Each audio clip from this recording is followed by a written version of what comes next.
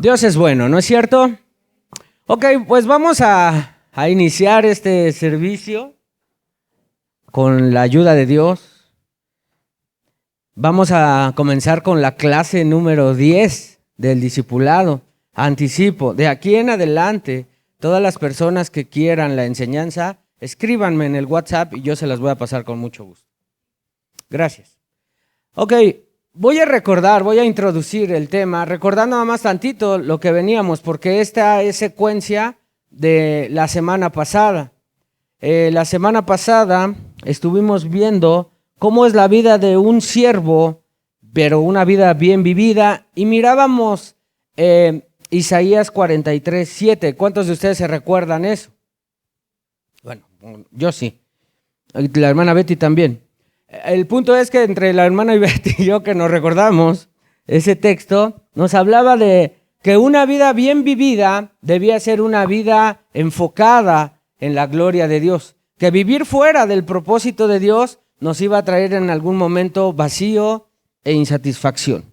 Así es que de esa manera, como enfocados y alineados a la voluntad de Dios, a los propósitos de Dios, a nuestra vida, es solo así que se podía experimentar el versículo que aparece en Juan capítulo 10, versículo 10, en donde dice que Jesucristo vino a dar vida y una vida abundante. ¿Ok? Eso fue el tema de la semana pasada a manera general. En este día vamos a comenzar recordando ahora que hay metas que seguir como siervos de Dios. La meta, hablando de cuestiones de carrera, si se recuerdan en la enseñanza del domingo pasado, hablamos de unos textos que el apóstol Pablo refirió en relación a una ilustración de un competidor corriendo una carrera y que a la verdad todo el que compite para ganar. Y es el día de hoy entonces que vamos a continuar con esa enseñanza. La meta, es decir, nuestro punto, nuestro destino final, es terminar bien esa carrera. Hoy quisiera apoyarme de un texto que está escrito en la segunda carta de Timoteo. Yo quiero decir, antes de leer este texto, que el apóstol Pablo, cuando escribió esta carta la escribió en la etapa final de su vida. Lo que quiere decir es que seguramente se tomó un tiempo considerable en donde él, como nos ha ocurrido de repente cuando hemos tenido la experiencia de estar con personas que están a punto de morir, que ellas saben que ya están cansadas y que están a punto de trascender en esta tierra, y se enfocan en lo que realmente importa. Bueno, el apóstol Pablo no era diferente en ese sentido. Y es por eso que el apóstol Pablo le escribe a Timoteo, su discípulo, y le dice: porque yo ya estoy para ser derramado como una ofrenda de libación, y el tiempo de mi partida ha llegado. Él dice: he peleado la buena batalla, he terminado la carrera, he guardado la fe. Segunda Timoteo capítulo 4, versículos 6 y 7. Entonces, voy a morir. Pero lo que el apóstol Pablo dice al principio de este texto, si avanzamos, hermana Fer, él dice que va a terminar bien la carrera. En el texto, cuando dice que está a punto de ser derramado como una ofrenda de libación, ese tipo de ofrendas, dado que ya el jueves mencioné algunas, no expliqué todas, pero esta tenía que ver con un líquido que se derramaba delante de la presencia de Dios. Pablo está hablando que él está a punto de ser derramado.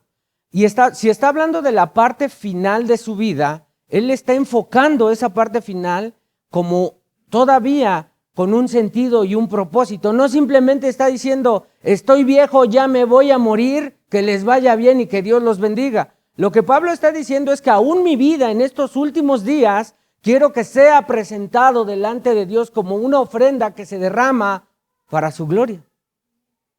Entonces, lo primero que tengo que decir, que la palabra de Dios nos enseña que importa cómo terminamos nuestros días en esta tierra. No simplemente es decir: fue cristiano y pues no vivió una vida tal vez conforme a lo que Dios dijo, pero gloria a Dios fue a su presencia. Dios usa la vida del apóstol Pablo para enseñarnos que importa cómo comienzas, pero también le importa cómo terminas. ¿Ok? Ahora bien, la hora de la muerte, Pablo los presenta como una ofrenda. Entonces quiere terminar bien. Después él habla de una buena batalla. ¿Qué es la buena batalla? Para nosotros como cristianos, en nuestro diario vivir, tenemos nuestra vida cotidiana. La vida cristiana es la buena batalla a la cual nosotros vamos a estar enfrentándonos cotidianamente. ¿Por qué? Porque en esa vida cristiana nosotros vamos a librar tentaciones, heridas, ofensas, pérdidas, sufrimiento y dolor. Esa es la buena batalla que cada uno de nosotros hemos sido llamados a vivir diaria y cotidianamente. Nosotros debemos ser conscientes de esto. Tú y yo estamos en una batalla sí o sí. Por eso a mí me parece increíble de repente cuando yo pregunto y digo, hermano, ¿cómo estás? Estoy bien, pastor, gracias a Dios. Yo sé que un boxeador, cuando comienza a boxear y comienza la pelea, él parece que se mira bien, pero ya trae su ojo morado o ya por lo menos está agitado. Así es que mejor es decir, pastor, estoy peleando la batalla, gracias a Dios estoy de pie, pero estoy peleando la batalla. Tenemos que correr bien. La ilustración de la semana pasada con este atleta. Ahora, ¿quién de ustedes algún día ha salido a correr, hermanos? Normalmente cuando salen a correr, ustedes se equipan de alguna manera, ¿no? ¿Cuál es el equipamiento que ustedes requerirían para ir a correr? Ropa deportiva y unos zapatos cómodos para ir a correr. Bueno, nosotros estamos en una carrera que comienza cuando Cristo nos salva y que va a terminar cuando Cristo nos recoja en el cielo. ¿Con qué nos equipa? Con su gracia. Nosotros no estamos corriendo en esta carrera solo con nuestras fuerzas. Nosotros tenemos la gracia del Padre derramado en la persona del Hijo y viviendo evidentemente en nosotros a través de la tercera persona de la Trinidad. Nosotros no estamos solos, es Dios el que produce en nosotros el poder estar de pie y poder todavía decir que Dios es fiel y que bueno es nuestro Señor. Así es que nosotros debemos estar enfocados en que debemos terminar bien. No es que simplemente ya se acabó mi vida y no voy a hacer nada. ¿Cuántos de nosotros hemos escuchado grandes testimonios de personas acerca del poder de Dios? Dios me salvó de una enfermedad terminable e incurable. Sí, gloria a Dios. Pero a Dios le importa eso y le importa cómo después de eso has vivido tu vida. Una vida que se tiene que ir continuamente santificando para que el carácter de Cristo sea formado en ti y en mí. ¿De qué te sirve decir que Dios te curó de esa enfermedad incurable si tu vida la dedicas para ti, para tu gloria? Y al final del día, un testimonio es muy duro, ¿no? Decir, ¡ay, Dios hizo esto! Sí, Dios lo hace porque Él es así. Pero para nosotros debemos tener conciencia que comienza ahí, pero debe terminar mejor todavía. Dios comenzó sanándome de tal cosa y yo estoy terminando. Y en todo este proceso, inclusive en los momentos más difíciles de mi vida, sigo declarando que Dios es digno de adoración y alabanza. Él es bueno. Avancemos pues. Tenemos que correr bien, tenemos equipamiento. Vivir una vida bien vivida comienza bien y termina bien. Eso es vivir bien una vida. ¿Qué quiere decir eso? No quiere decir que no tengamos caídas. Si ustedes recuerdan, algunos siervos están ahí ilustrados en la palabra de Dios, tuvieron fallas, la mayoría de ellos, por no decir todos. Sí, alguien dijo algún día, el que nunca ha fallado no puede ser grande. Porque ¿cómo puedes llegar a crecer, a saber que has avanzado si no antes te equivocaste? Si no antes cometiste algún tipo de error y tiempo después tú sabes que la gracia de Dios está en ti, te ayudó y no solo superaste esa situación, sino que ahora esa situación puede servir para que tú lleves gloria a Dios y decir, espera, algún día me ocurrió algo similar y Dios ha sido bueno conmigo, ha tenido misericordia de mí, su gracia sigue operando. Si algo sabemos de Dios, es que Dios es paciente. Pedro, un ejemplo de ello. ¿Se recuerdan a Pedro? Señor, yo te amo, daré mi vida por ti. Pedro, me vas a negar. Señor, yo voy a dar mi vida por ti. Pedro lo negó. Pero ¿cómo terminó su vida? Pedro no se quedó inmerso ahí y no tuvo que ir a terapias, ¿no? El Espíritu Santo obró en el corazón y en la vida de Pedro. Dios, Hijo, fue y se volvió a encontrar con Pedro, ilustrando cómo Dios es paciente con la vida de cada uno de sus siervos a los cuales Él ha llamado. Y le dijo: Pedro, una vez que hayas sido sacudido, que hayas salido de esta prueba, ve y fortalece a tus hermanos. Pedro cayó y ¿saben cómo murió? Pedro murió crucificado y ni siquiera quiso que lo mataran o entregar su vida como su Señor, porque él no era digno de él, y pidió que lo crucificaran con la cabeza hacia abajo. Ahora bien, hay ejemplos también contrarios. Comenzaron bien y terminaron muy mal.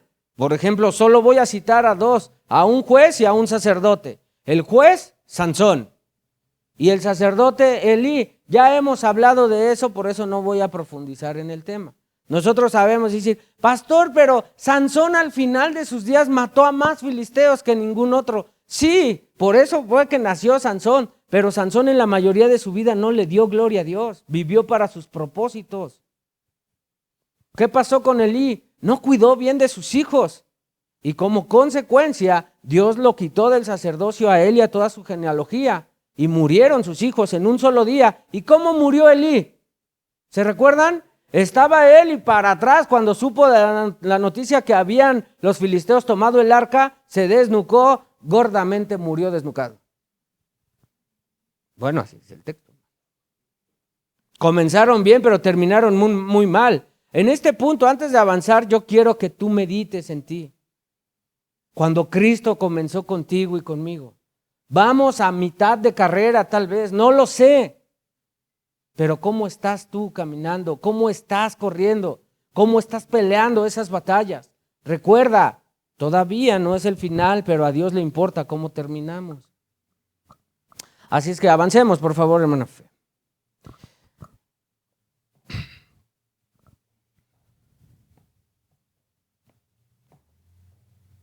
Requisitos para poder llenar metas.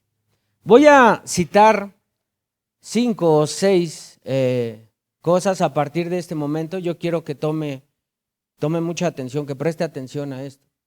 Para poder llenar las metas, si nuestra meta es terminar bien nuestros días, debemos estar la primera, creo, y la más importante, es una estrecha relación con nuestro Dios. Cuando al Señor Jesús le cuestionaron cuál era el más grande mandamiento, Él refirió en Mateo 22:37. Si ustedes me ayudan a leerlo, por favor. 1, 2 y 3.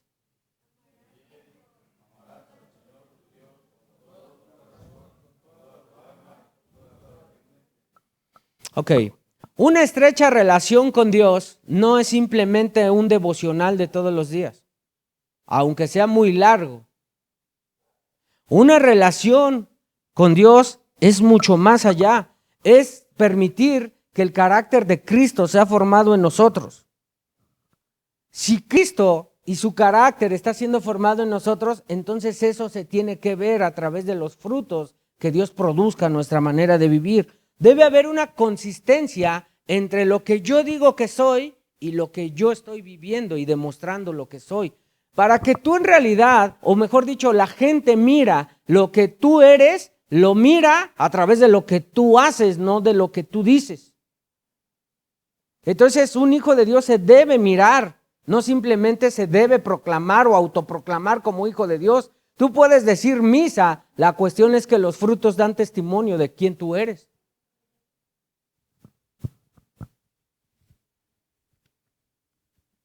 ¿Hasta aquí hay alguna duda, pregunta? ¿Alguien levantó la mano? No, ¿Seguros? Entonces voy a preguntar. ¿Todo? ¿No hay ninguna duda? Sí, pero no, dice. ¿Dónde se mira esa estrecha relación con Dios? En la palabra de Dios, una y otra vez, se muestra el grande amor que Dios ha tenido por nosotros. ¿Por qué, pastor? Porque Dios siempre ha salido a buscar al hombre. Dios siendo Dios y siendo pleno. ¿Y qué quiere decir esto? Que Dios no te necesita ni a ti ni a mí para ser Dios.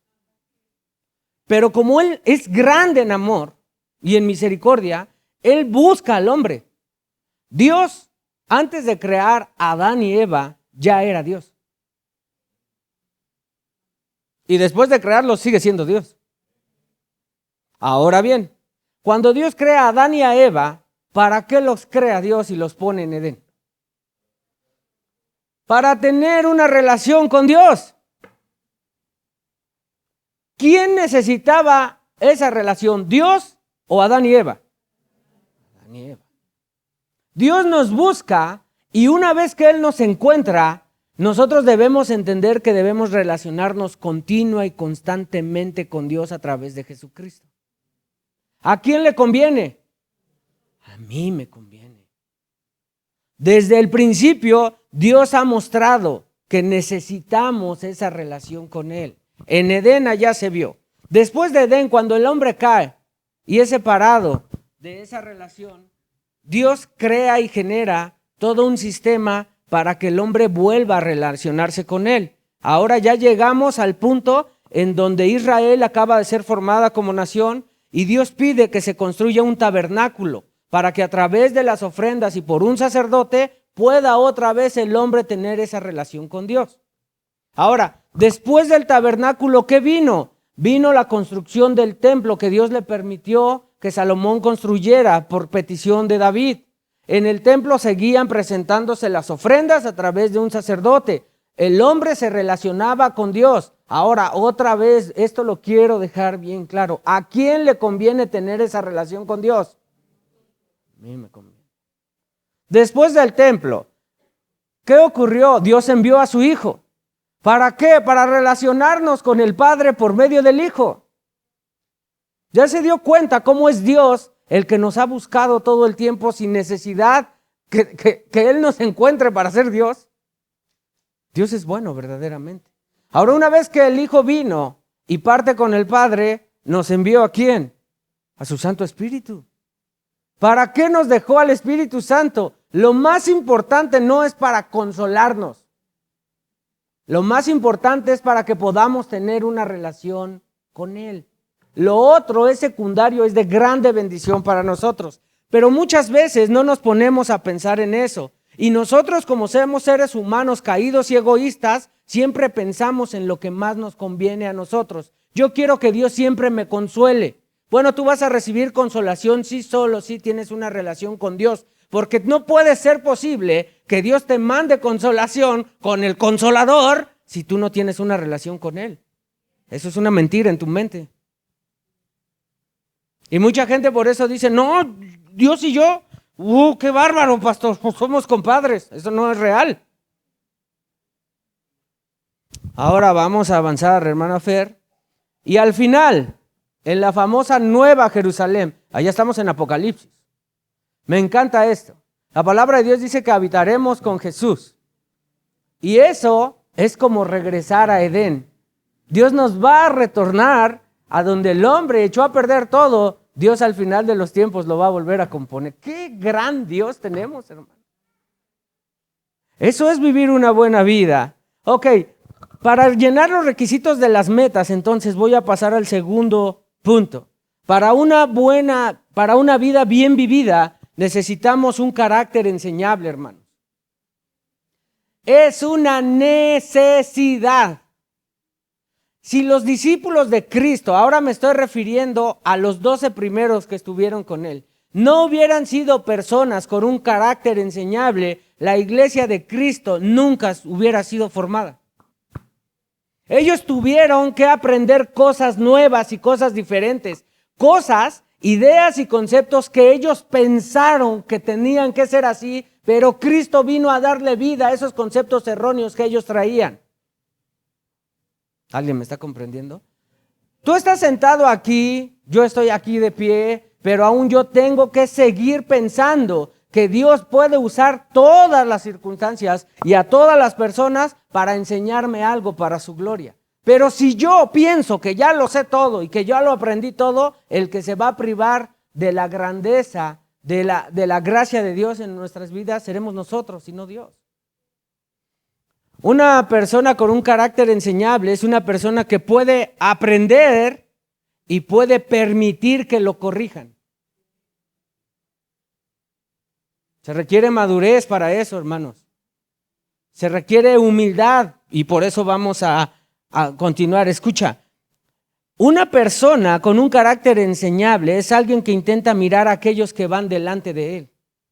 Tú puedes mirar dentro de la congregación, deberías, no para criticar, no para enjuiciar ni señalar a nadie, pero tal vez aquí pudieras decir, a mí me gustaría ser como tal hermano.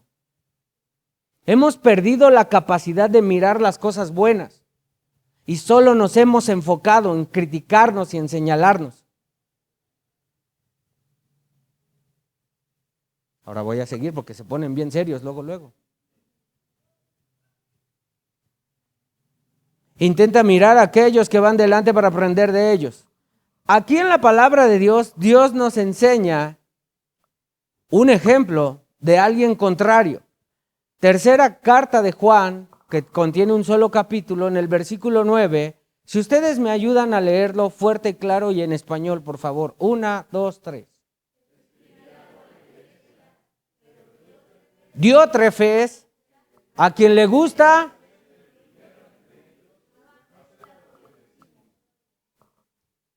¿Qué habrá en el corazón de Diótrefes? Orgullo, soberbia. ¿Cómo me va a enseñar ese? Una de las cosas complicadas 7 años atrás, en mi caso, hermanos. Hoy, gracias a Dios, tengo 45 años para la gloria de Dios. Pero 7 años atrás, ustedes que son matemáticos, científicos de la NASA, si a 45 le restan 7, ¿cuánto les da? 38. Ahora, súmele, o mejor dicho, réstele. Si a mis 45 usted le resta 20, ¿cuánto nos da? 25. Si a los 25 años usted me hubiera visto parado en un púlpito enseñando algo acerca de Dios, tal vez el pensamiento que usted tendría sería diferente al que yo tengo, al que tiene ahorita, a mis 45 años. Yo quiero decirle que durante mucho tiempo yo tuve que soportar eso. ¿Alguien me está comprendiendo, Baxi? ¿Qué? ¿Cómo que qué? Soy un esclavo de Cristo, pues ¿qué? Sí, chamaquito, ¿qué? Díganme ustedes, hermanos, que son mayores que uno, ¿les cuesta o no trabajo aceptar no solo enseñanza, sino disciplina y corrección de alguien menor que usted? ¿Cierto o falso? Y se necesita humildad para aceptar eso. ¿Qué me va a decir este?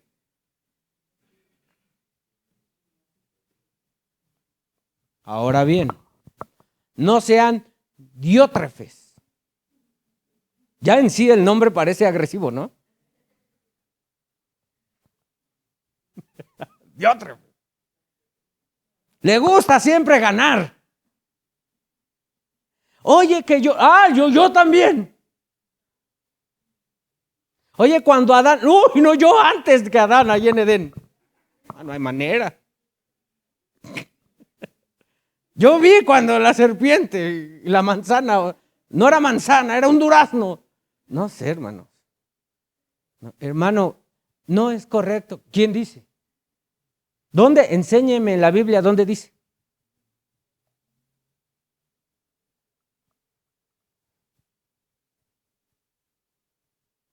Pues los textos a veces como tal no dicen. Y cuando un hermano diácono te diga, hermano, por favor puedes recorrerte y sentarte en este lugar, usted tiene que decir, sí, hermano, gloria a Dios. No dice. Pero sí dice que tenemos que amarnos y respetarnos. Y que ya sea que comamos o bebamos o nos recorramos, ¿cómo lo tenemos que hacer todo? Para la gloria de Dios. Y si entonces sí dice, pero tú quieres que diga tu nombre y la fecha exacta. Porque tú no eres diferente de mí y yo soy payaso, muy payaso. Porque ese es mi lugar. Proverbios nos enseña. ¿Cuántos hicieron su tarea de los proverbios, hermanos? A ver, otra, no, creo que no me escucharon. ¿Cuántos hicieron su tarea de los proverbios? ¿Ni uno? ¡Qué tremendos somos!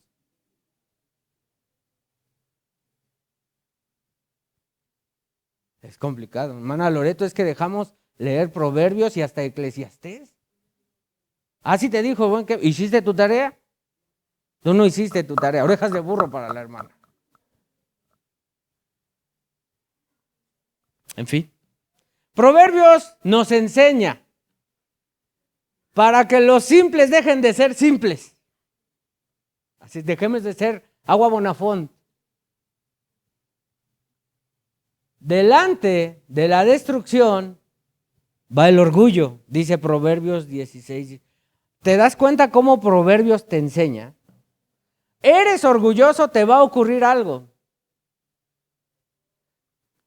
Y delante de la caída está la altivez de espíritu. Un sabio escribió eso.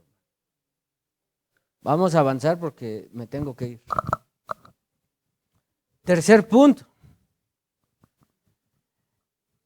Necesitamos una vida orientada a llenar los propósitos de Dios. Mire, esta área es tan importante para nosotros como cristianos. ¿Por qué, pastor? Porque nosotros tenemos muchos ideales personales desde que somos niños. ¿Cuántos desde niños quisieron ser astronautas? Decía, ¿qué quieres ser de niño? ¿Alguno de ustedes tuvo algún día un sueño, una idea? ¿Sí? ¿Tú qué querías ser, hermano, de niño? Astronauta, imagínate. ¿Alguien más quiso ser bombero? ¿O algo así? ¿Policía? ¿Sí? Soldado, imagínate, quiero ser militar. ¿Tu hermana Dora qué quería ser? Educadora. Bueno, estás educando a tus hijas, más te vale. ¿Alguien más? ¿Tú qué querías ser, hermana Loreto? ¿Tú? ¿No querías hacer nada? ¿Nunca soñaste? Ah, ya, mira. Había una hermana por allá al fondo que anhelaba ser secretaria y es secretaria. Yo dije, mamá, a mí me gustaría construir esas casas. Dijo, va a ser albañil. Es bueno. El punto es que cuando se te arraiga eso y vas creciendo, luchas para alcanzar eso. Pero muchas veces esos propósitos no se alinean o no son parte del propósito de Dios. Y eso es complicado, hermano. Fíjese, le voy a hacer esta pregunta. Me voy a tomar como ejemplo para no rasparlo a usted. Me encanta rasparme. Pero quiero que sea honesto conmigo, ¿eh? Y no vaya a pensar, uy, qué payaso el pastor. No, en buena onda. Imagínese que desde la primaria Dios me diga, vas a ser pastor de una congregación. ¿Cuántos de ustedes creen que yo hubiera decidido estudiar todo lo que estudié, la carrera de arquitectura, aún sabiendo que iba a ser pastor?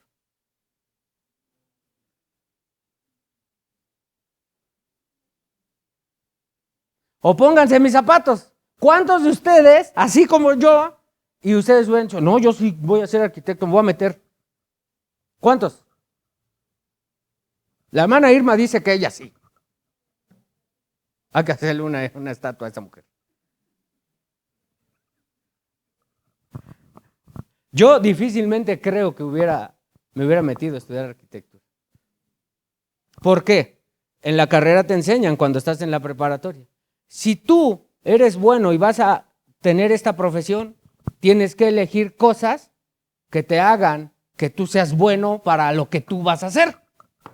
Entonces yo me hubiera metido a estudiar teología hace muchos años atrás, pero agarré una Biblia a los 20 y tantos años, hermano. Y cuando agarré una Biblia a los 20 y tantos años, mi título de universitario lo hizo pomada la palabra de Dios, porque cuando leí el primer capítulo, yo dije, esto es un libro, y yo dije, no entendí nada de lo que leí. Y todas tus clases de lectura y redacción y de comprensión lectora y todo eso, ¿qué le pasó? Porque la Biblia tiene una característica importante. Solo el Espíritu Santo es el que te da el poder entenderla, y no solo eso, sino vivirla. Ahora, nuestra orientación, la que sigue, es muy horizontal, hermanos. Nosotros sabemos que debemos tener una orientación vertical y horizontal.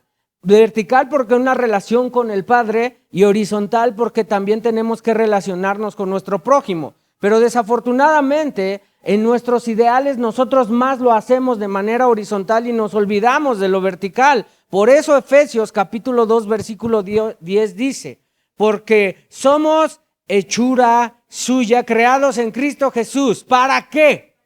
Para hacer buenas obras. Ahora, ojo, las cuales Dios preparó de antemano. ¿Para qué, hermanos? Pero la verdad es que muchas veces hemos caminado en obras que Dios no preparó de antemano. Y desafortunadamente, como Él no las preparó, pues no se supone que andemos en ellas, porque Dios no nos preparó para eso.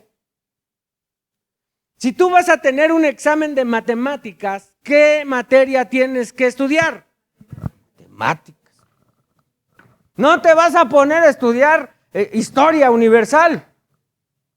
Entonces, si la palabra de Dios revela que Dios nos ha llamado, nos ha creado en Cristo para hacer buenas obras, y Dios de antemano ha preparado eso para que anduviéramos en ellas. Ahora nosotros entendemos, en base al ejemplo anterior que yo dije, que todas las cosas cooperan para bien conforme al propósito por el cual Dios nos ha llamado, ¿no es cierto? Entonces eso quiere decir que Dios no se divirtió con nosotros perdiendo tiempo en la universidad, sino que Dios sabía que estaba formando algo que lo iba a ser utilizado para su gloria. Entonces imagina el pastor que no sabía yo exponer en la secundaria, hermanos, me temblaba todo. Y ahora me tengo que parar frente a personas y decir, hermanos, Dios nos ama.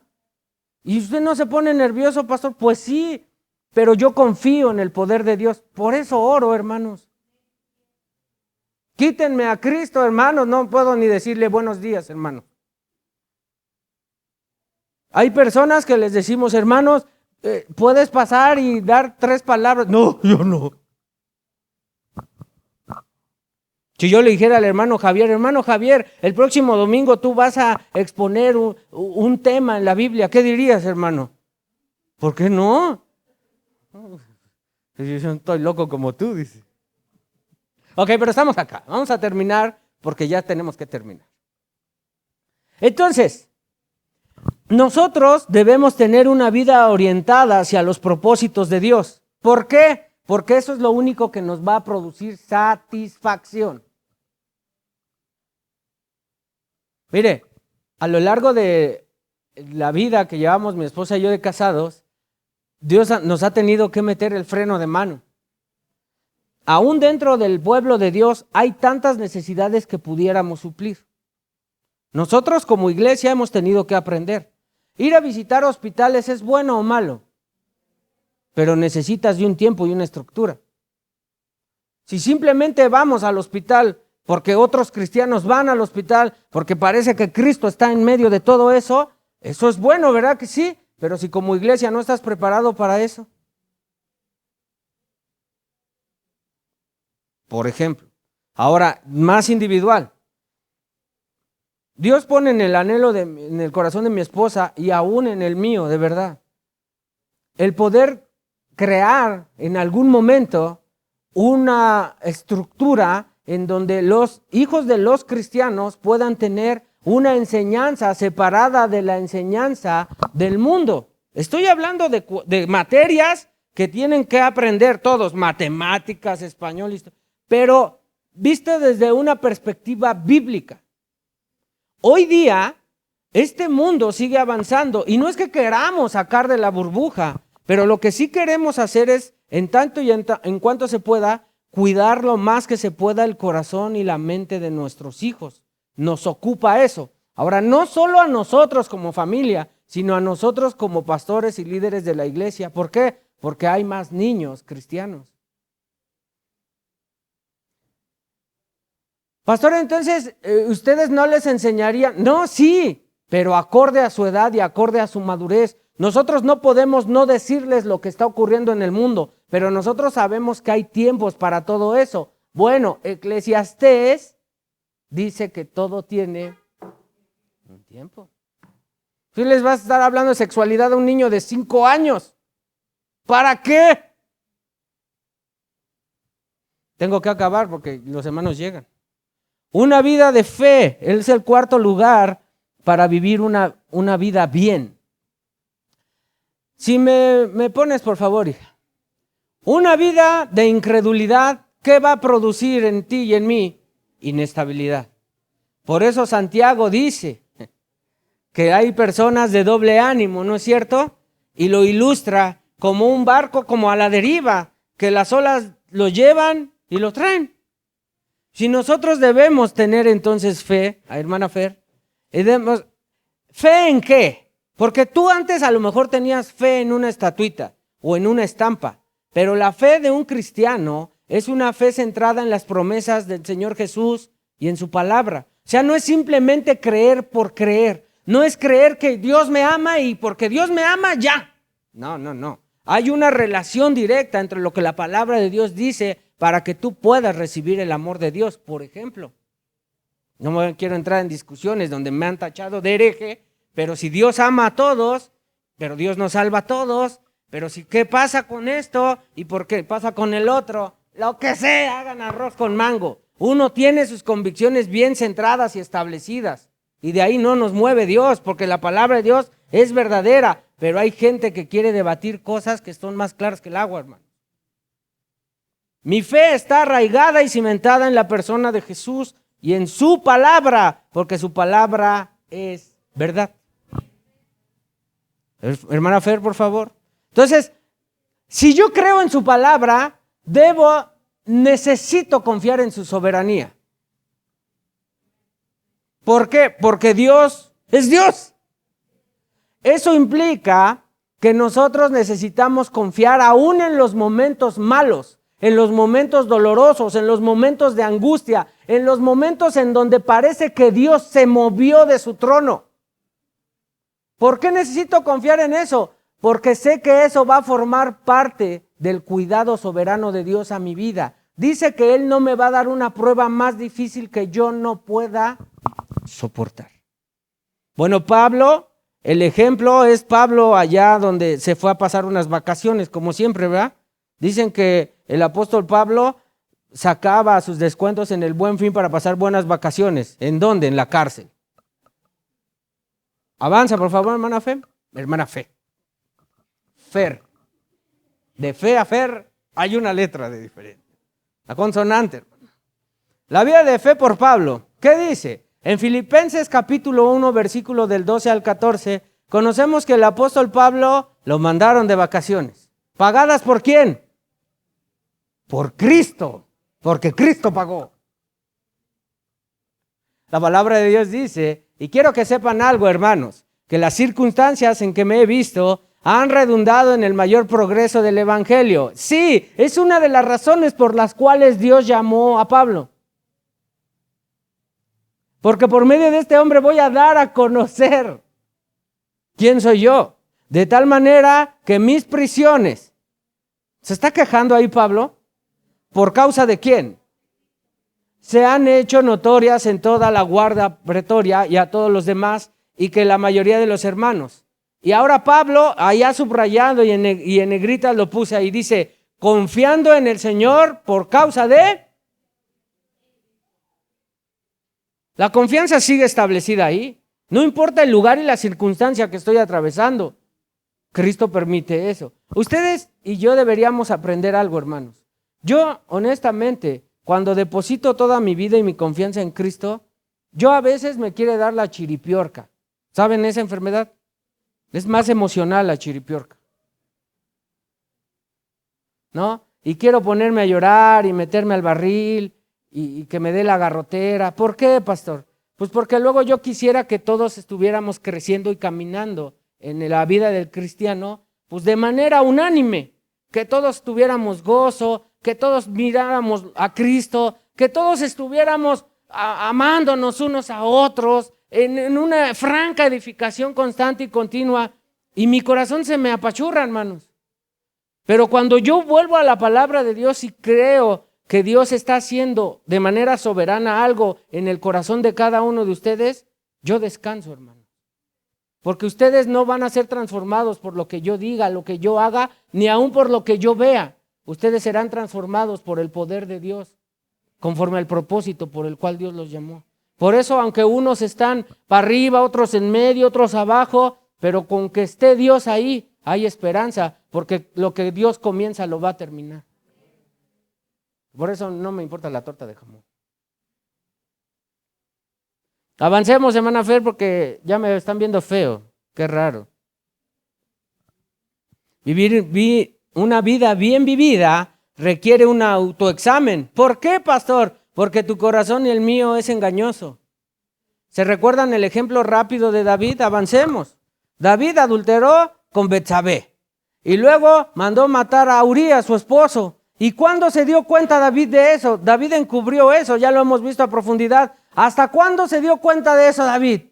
Hasta que Dios le mandó al profeta Natán y dijo, ay, sí es cierto, perdóname Dios, se arrepintió.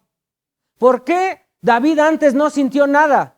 Porque se autojustificó una y otra vez. Tan es el caso que está expuesto que ¿qué pasó una vez que mandó matar a Urías y le colgaron los tenis a Urías? ¿Qué hizo con Betsabé?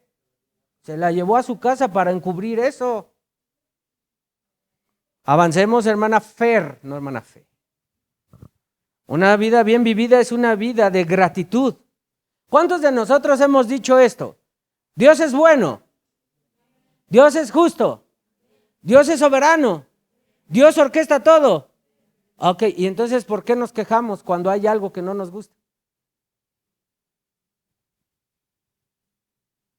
El ejemplo claro en el antiguo pacto, Éxodo 16:8.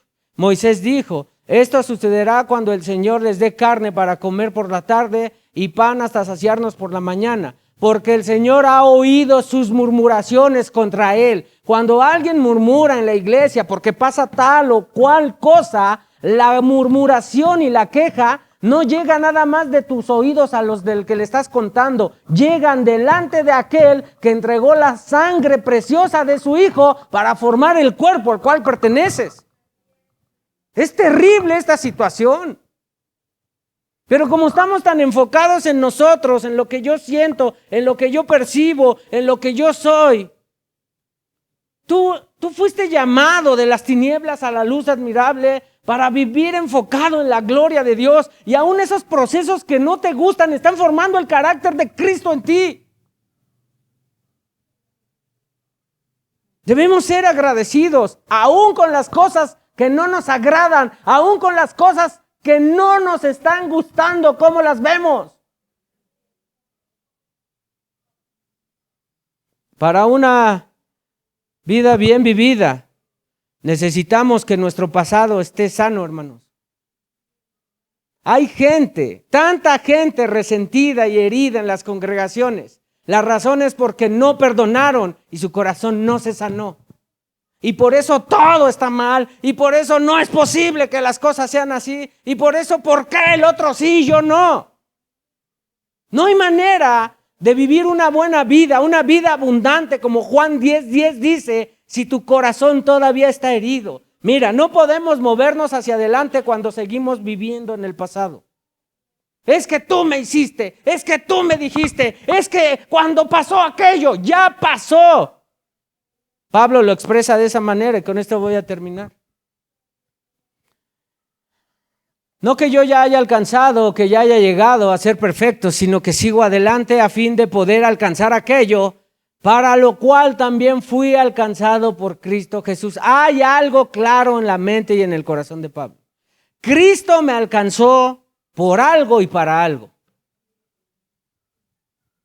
Tú y yo fuimos alcanzados por algo y para algo. No se trata de ti y no se trata de mí. Después dice, hermanos, yo mismo no considero ya haberlo alcanzado. Pero yo hago una cosa. Este verbo está en un presente continuo, hermanos. Yo siempre hago esto, hermano. Esto es un texto práctico en la vida de Pablo. Y es un texto práctico que podemos vivir tú y yo. ¿Cuándo? Siempre. ¿Qué haces, Pablo? Olvido lo que quedó atrás y me extiendo a lo que está por delante. Ahora, lo que quedó atrás implica una vida de dolor, de sufrimiento. Sí, una vida en el pasado. Pablo mató cristianos. Pablo vivió en una religiosidad tremenda y terrible en su corazón y en su mente. Pablo estaba dando cosas contra el aguijón, hermanos.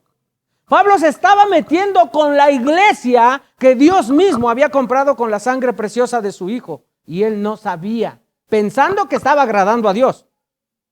Ahora bien, Pablo lo dejó atrás.